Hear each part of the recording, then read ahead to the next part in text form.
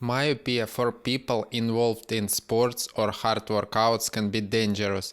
Because the retina is constantly under tension, the eyeball of a person with myopia is compressed by spasmodic oblique muscle of the eyes. The eyeball is slightly elongated and the retina is squeezed and constantly under pressure without rest and without proper blood flow and regeneration. If you remove the spasm from the muscle of the eyes, the retina will straighten up and will not be under constant pressure, and we will be able to recover normally. It's like recovering after workout, and everybody needs it. In moment of heavy physical work, either from a punch or hitting the head with a ball, the overstressed and under-recovered retina of the eyes can detach.